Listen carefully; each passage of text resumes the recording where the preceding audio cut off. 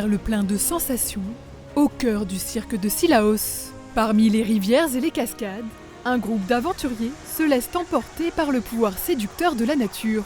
En pleine montagne, le spectacle est à couper le souffle. Toujours les ouvertures de mousquetons, toujours face à vous comme ça.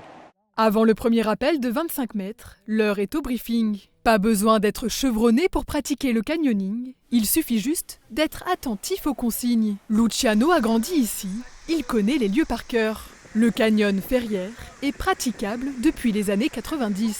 Pascal Collas, il me semble, qui a ouvert ce spot et qui est fréquenté, régulier, parce qu'il peut servir aussi pour des préparations pour des canyons un peu plus grands. On ne demande pas aux gens d'être hyper forts, avoir des gros bras et tout, c'est juste d'avoir compris quelques trucs.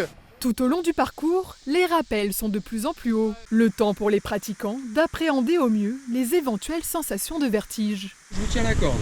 Ok, quand vous êtes prêts, c'est parti, on descend. Vous n'avez plus qu'à ouvrir les yeux et admirer le paysage.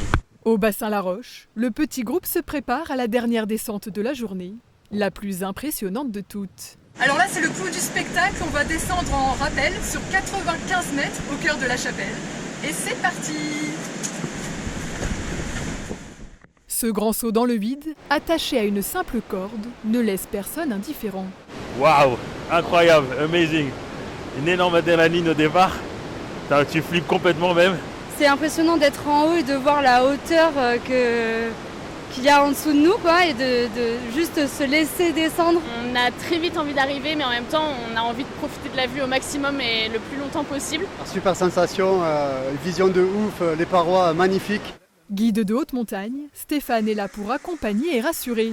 Son objectif, donner confiance aux gens pour qu'ils puissent dépasser leurs propres limites. Il faut trouver les mots justes, ça arrive parfois qu'on ait des blocages. À nous aussi de faire en sorte que la personne, elle reprenne confiance en elle et qu'elle le fasse surtout de par elle-même. Après, il existe des possibilités par la suite, si vraiment ça bloque, de le faire avec eux. Ça, il n'y a pas de souci, il y a toujours une possibilité de faire autrement. Plus de 80 canyons sont référencés partout sur l'île, de quoi faire rêver les passionnés de canyoning.